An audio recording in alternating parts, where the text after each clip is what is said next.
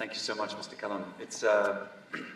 It's really wonderful to be here with you today and talking about these issues of staff care.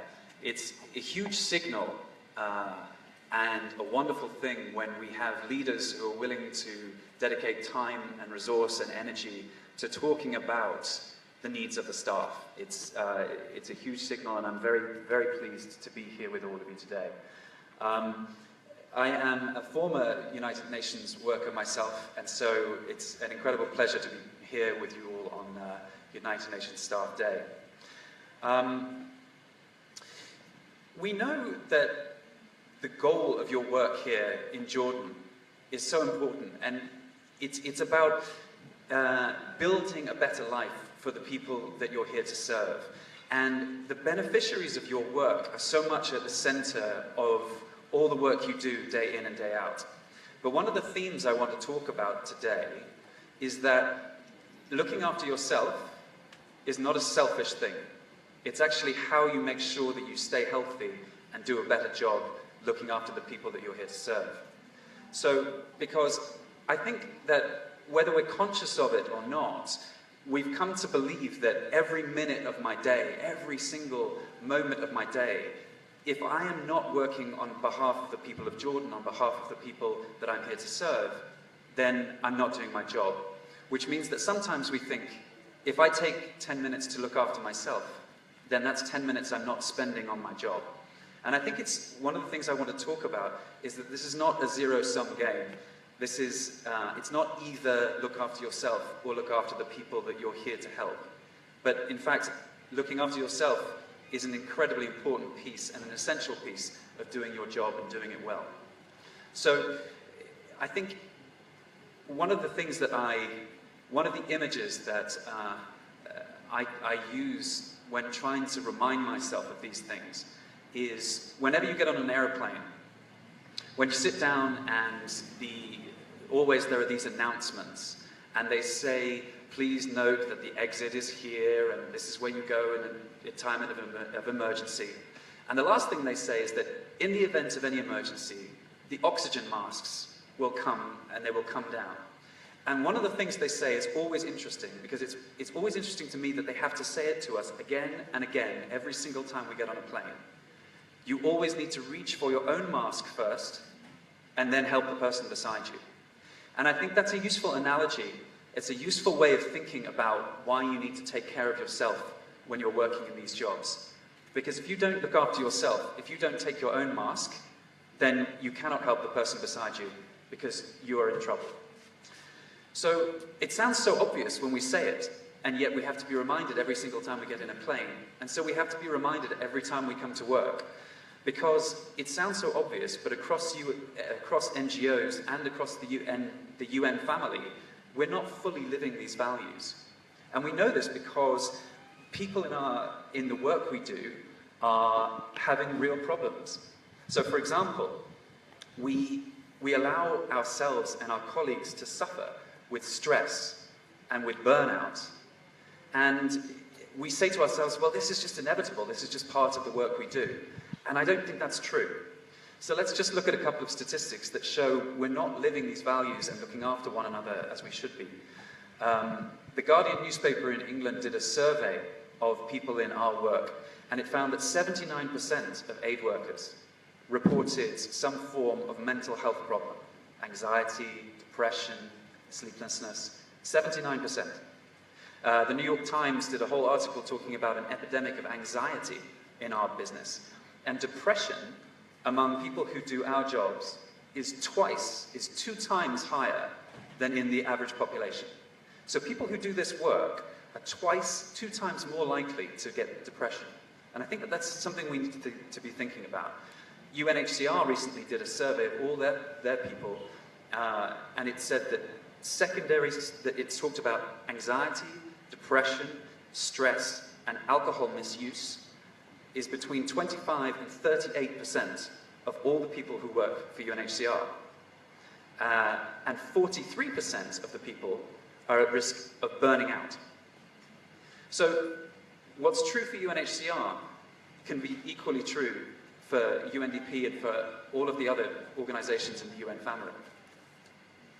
So it's really important to think to yourself, sometimes we think to ourselves, oh, well, that's other organizations. It's not me who is stressed. It's all the people who are in the refugee camp. It's all the people who work on humanitarian response, not people who work on development. It's not relevant for UNDP. But that's not true, and there are statistics to show it, and we'll come back to why that might be the truth. So I just want you to if you take away one image from today's discussion, I want you to take away that image like on the plane. Every time you see in an emergency or in daily life, reach for your own mask first, make sure that you're happy and healthy, and then you can do a better job for those you're here to serve.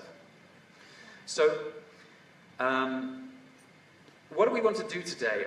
What I want to do today, in principle, is to do a few things, to open up a conversation and to create more dialogue about stress in the workplace. This is why I said it was a real signal for leadership and for Mr. Callon to give us the opportunity to talk about this today on UN Staff Day. This is a day where we are supposed to talk about you and your needs, because we spend 364 days of the year talking about other people's needs. And this is where I just have to figure out what I was going to say off the top of my head.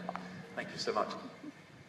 So, what I want to do is, I want us to begin to talk about stress so that we can normalize this conversation, so that it can become normal to talk about stress in the workplace. Because there is a great deal of stigma. It's a strange word, but there's a great deal of stigma, meaning that we are afraid or ashamed to talk about the stress we feel as we do these jobs. So what I want to do is point you in the direction of what can be done and what resources are available. I want to point in the directions of the things that you can control as an individual and the practical tools and skills that can be learned and what you can do. So that's a lot to talk about in 10 or 15 minutes. So I'm going to organize my remarks in 3 ways. Firstly, I'm going to talk about what is stress, because we all think we know what it is, but let's make sure we do. What is stress? What is burnout? And then what can you do to manage and avoid stress and burnout? But one thing I want to say just before I start is that I think lots of you might be thinking, this is not for me. This conversation about stress and burnout, this is not really for me, because some people think about it like this. They think, stress, this is for weak people. Burnout, this is for weak people. But me, I'm a development worker or a humanitarian response worker. I'm a hero. So then for other people, they don't want to talk about it because there's shame and guilt that comes of feeling like you are overstressed or burned out because you're not doing your job right.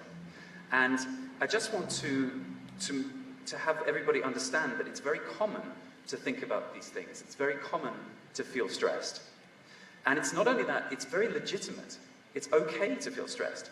So every one of you, you work here on the incredibly important issue of poverty alleviation. I thought Her Royal Highness last night put it beautifully when she talked about working to end the humiliation of poverty, the difficulties of poverty. And the work that UNDP do, the work that is done in the Office of the Resident Coordinator and Humanitarian Coordinator, is this incredibly important work that you do.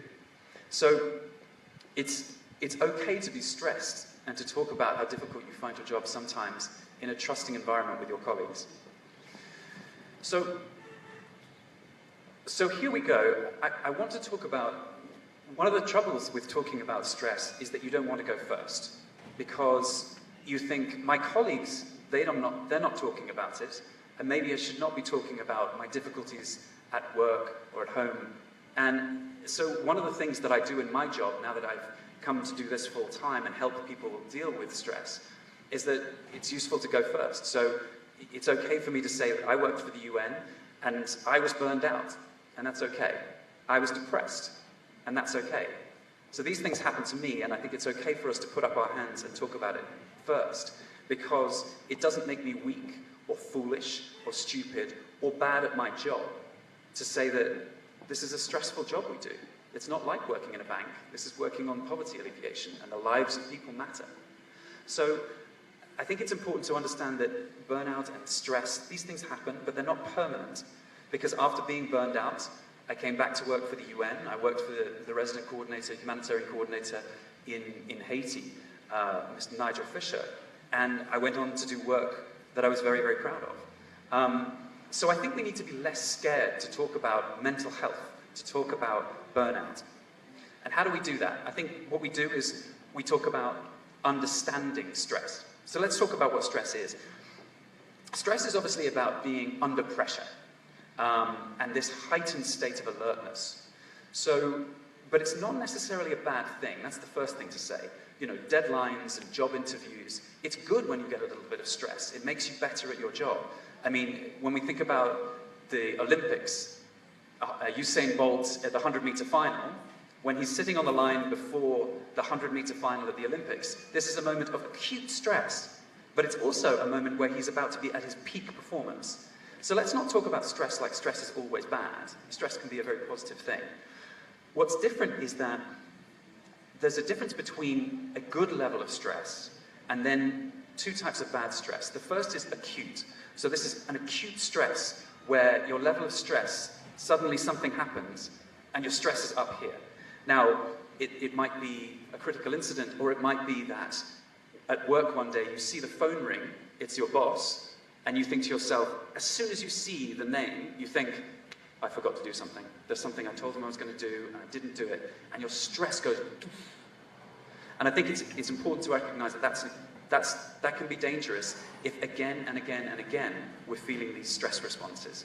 Because chronic stress is what we really need to talk about, which is stress which is every day, every week, every month stress.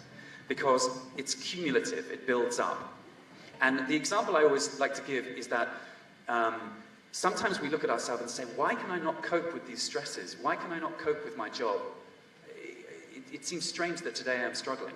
But if you think about, if I walked up to you and I said, please can you hold this glass of water for me? If you asked to hold a glass of water for 10 minutes, it's fine, you stand there, you hold it.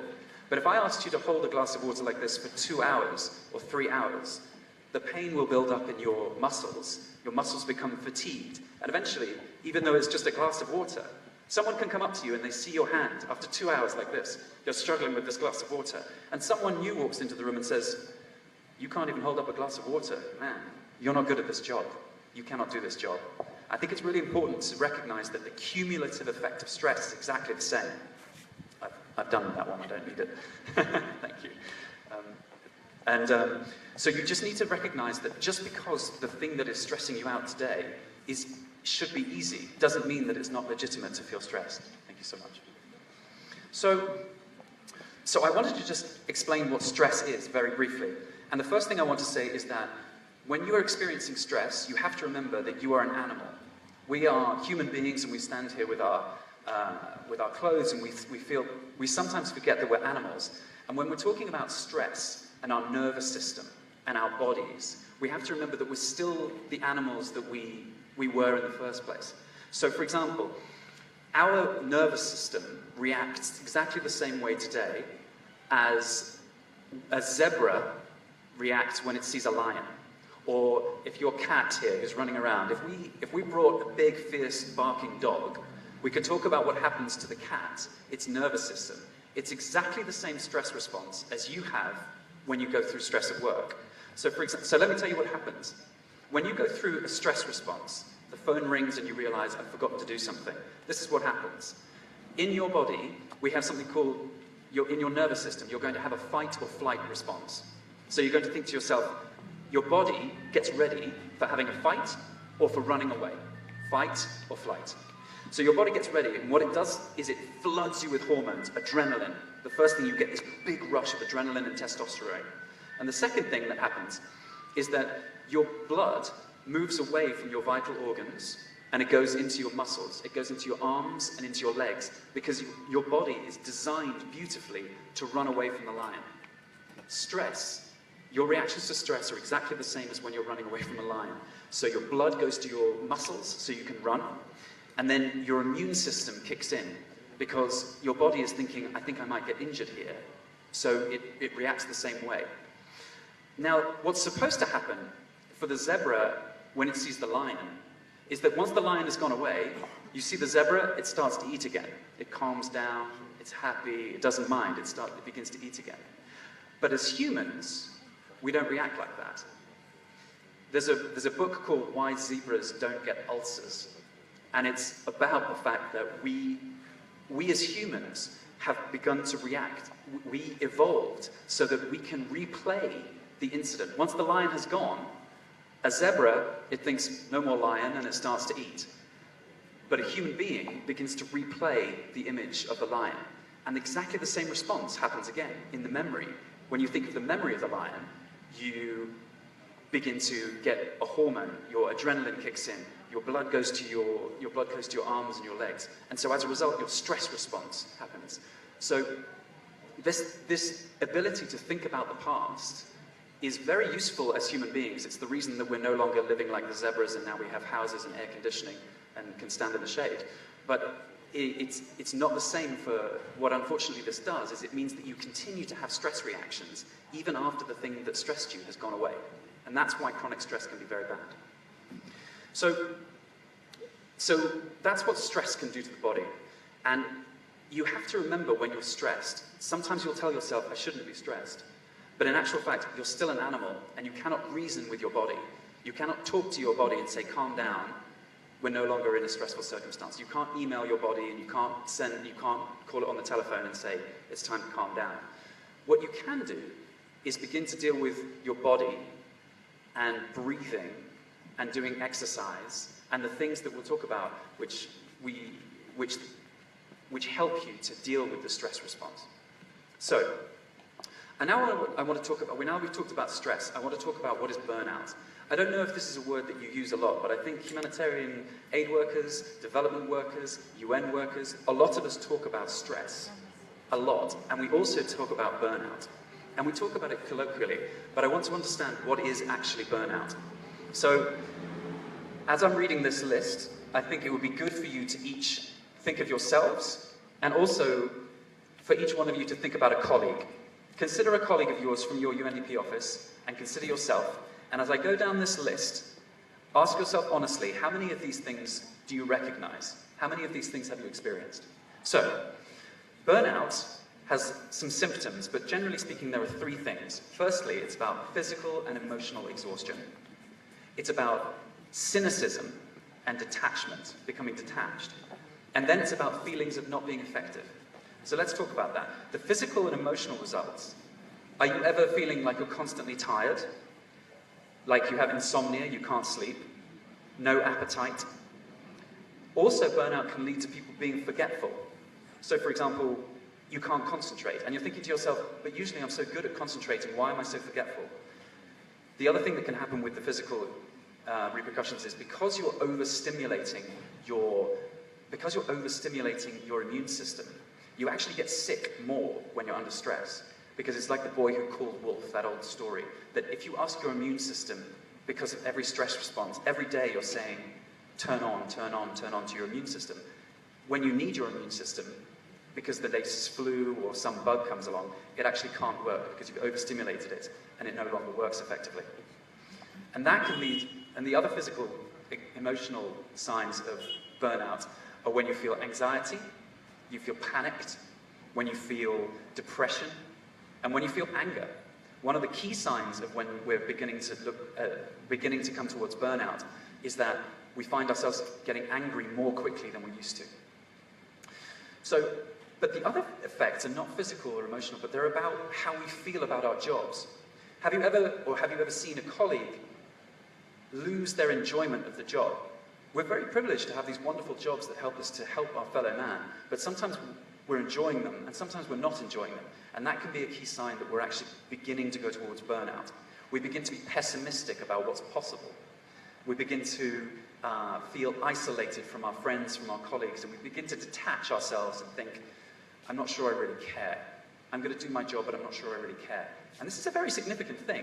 If you begin to be burned out, we know that this then leads to lower productivity, it leads to poor performance, it leads to feeling guilty, and we don't feel like our work is achieving something. So, I think it's so one of the important things, we stand here and we talk about burnout, and we say, well, okay, but this is just part of the job. But I wanted to point to a BBC survey, a piece of research that was done by the BBC in Britain. And what they did was they showed that there is a statistically significant difference between the level of stress and trauma for staff that is higher if they feel that their work is not visibly helping those they're there to help. So there's a statistically significant difference between someone who feels like their job is achieving something and someone who is feeling like, I'm not sure we did anything today. And of course, the nature of development work is it's a very rare thing to walk into work and think to yourself, at the end of a day here, we have to keep going, we have to keep ourselves involved in this work, because the days when you see a tangible result that helps somebody really visibly, they're quite rare. They're the great days, but they're not every day. And so that feeling of, it's interesting that because of the nature of our jobs, you're more likely to get traumatized, to get burned out doing this kind of work. So I wanted to, so those are the signals of stress, and now we've talked about burnout. And now the last thing I want to talk about is what can you do and what can we do to reduce this stress and the effect it has on you, and then to manage stress and burnout. The first thing to say about reducing stress is that what you can do is reduce how you react to stress, but very few of us are able to control the amount of stress that comes our way. I'm sure that you would love to be able to control the things that come your way, Mr. Cullen, and say, I'm not going to be stressed today. But external factors, of course, in the work that we do, are going to get us stressed. So it's about how we deal with stress. So how do we deal with stress and manage and avoid burnout? I think there are three answers to that, and there are three levels: the organizational level, the personal level, and about your peer group. So talking about the organizational level, you've got to ask yourself a question as an organization. Is this truly a workplace where it's safe to discuss stress, where it's safe to talk about mental health? Is this truly okay for staff to admit to their colleagues, or to admit to their managers, or to HR, or to one another, that we're going through a tough time? Because many people feel that this is a signal that we're not good at our jobs, or that we can't do our jobs, and that's not the case. So the organization can put steps in place to make sure that when people are willing to talk about these things publicly, or if they want to talk about them privately, that there are ways to do that. And I think it's a great signal, as I said at the beginning, that the leadership we're showing here by talking about these issues openly, I think is a hugely important sign. So are there systems in place to help with managing stress? That's the first question at an organizational level. But then what about you at a personal level?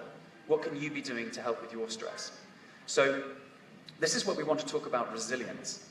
Because the program that I run is called the Contemplative-Based Resilience Project. Because if you think about one of your colleagues, pick one of your colleagues that you work with every day, and think of one of the ones that you think is very resilient. And what does that mean? We're talking about is there someone that you can think of that, even though this job can be hard at times, is there someone who comes in every day and they are optimistic, and they are smiling, and they are passionate about the work that you're doing? They're happy to be here, they're engaged and happy to be seeing you and to be engaging with you. Now, I've got a colleague in my head that I used to work with in Haiti, and I just used to think to myself, how does she do it? How do you come in every single day and be so passionate and so optimistic when things can get hard? And I think that just like with the 100 meters, we sometimes can fall into the trap of thinking that that is just a resilient person. She's Superwoman, I'm an ordinary human being, she is resilient, and I'm not. It's a natural characteristic, I don't know how to do it. But that's actually not true. It's exactly the same as the guy on the 100 meters. It's a talent, sure. Some people are naturally more resilient than others, but they work very hard at it. There are tools and skills and things that you can do that actually build your personal sense of resilience, that make you more likely to avoid the problems of stress, all those issues that we just talked about, from anxiety, depression, not sleeping, your appetite gone, no eating. You can actually do things to make you stronger and better at that. And I think it's very important we talk about how to do that. So let's talk about practical tools. When I left the UN, I did so because I wanted to go, I took this role because I want to help people in NGOs, and I want to help people in the UN family to become more resilient. Because if we do become more resilient, if we do become more passionate, there is a considerable amount, a huge amount of statistical evidence showing that we're actually more productive. We actually do a better job. And that means we do a better job for the people that we're here to serve. So again, this is why I came back to that theme at the beginning. looking after yourself and becoming more resilient, spending time on doing the things which make you stronger, is not selfishness. It's about making sure that you're the best UNDP employee that you can be. You're the best person that you can be to do the work that you're there to do. So, as part of the program that I help run, we help with people, educating people on how to use these practical tools. So, for example, we know that that exercise helps. We know that breathing exercises help. Now, we're not going to be able to get into them today because it's a short session, but there are things you can practically learn about how to take 5 minutes and 5 mindful minutes. And mindfulness is a big, mindfulness and meditation.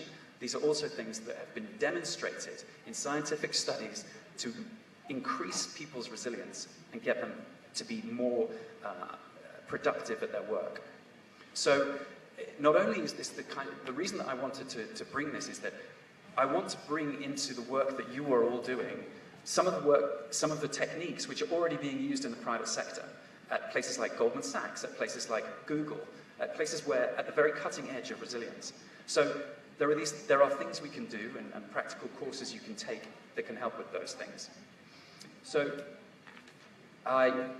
we've talked about what the organization can do, and we've talked about what the individual can do.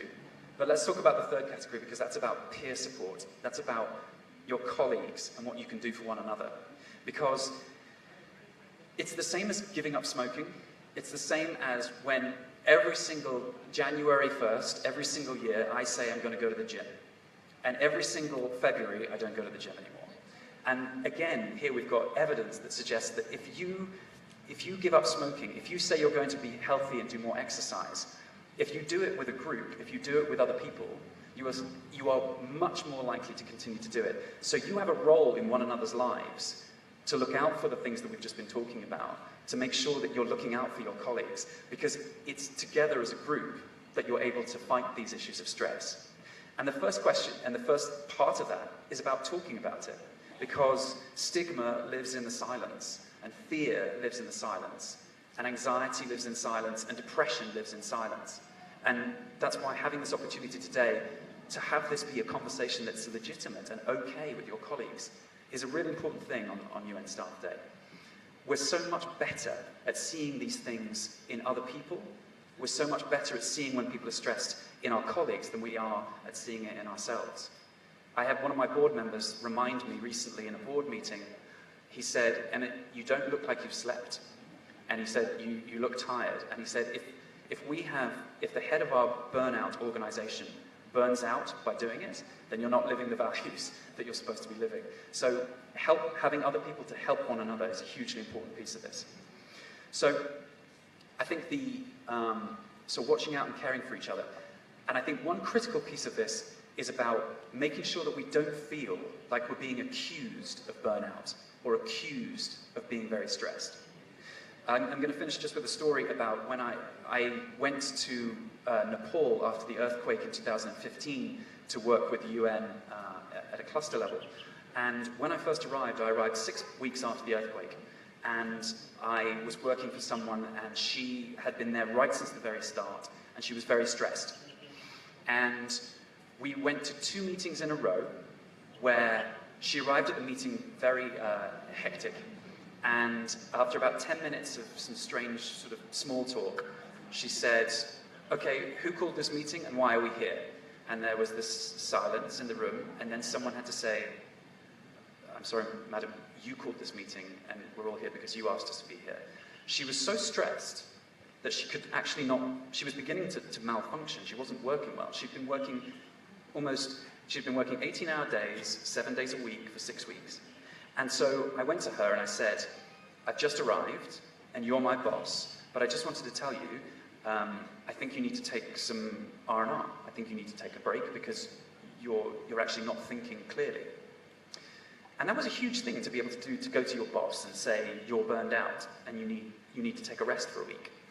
And I was in a very privileged and fortunate position because I already had this job to go to. I knew it was a temporary role. I wasn't afraid of being fired. But if I had been in my normal role 2 years earlier, I'd be very frightened of walking up to my boss and saying, "You're burned out and you're not thinking clearly."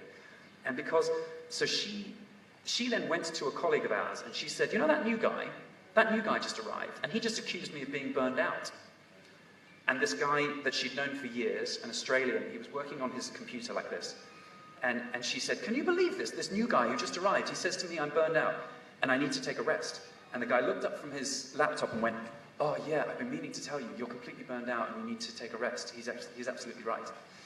And I think she thought, the phrase she used was, she said, that new guy accused me of being burned out.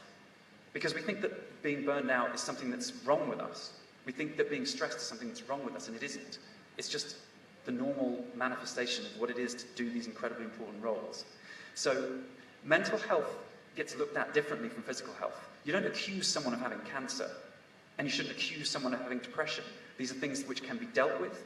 They are medical, we have solutions, and we can help. So I think making sure that as colleagues, when you say to somebody, listen, you look like you're going through a little moment of stress here, and let's talk about it.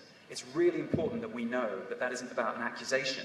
That's about reaching out and helping somebody and making them better at feeling healthier and making them better at their job. So I just want to finish with that and say, please watch out for your friends and colleagues. Please make yourself aware of what tools and services are available to you as staff. And please just understand that this is a normal and natural physical reaction you're having. It's normal psychologically, it's normal physically. Stress is a normal part of your daily life, and if we talk about it more openly, we can deal with it better. So I just want to finish by saying that I feel so privileged to have been asked to speak with you today. I feel incredibly admiring of the work and the dedication that this organization does. I feel incredibly privileged and proud to have worked for the United Nations, and I really just salute you and all the work you're doing across this office. And I hope that you continue to get up day in and day out and feel passionate about what you do, enjoy your work, and feel like you're working with people you like, to share that experience. And so yes, it's just been a great honor to come and speak with you today. Thank you very much for the invitation. And I will leave you only with that one lasting image, which is every single time you get on a plane, you're going to think of that English guy who came to talk to you and said, put on your own mask first. Thanks very much.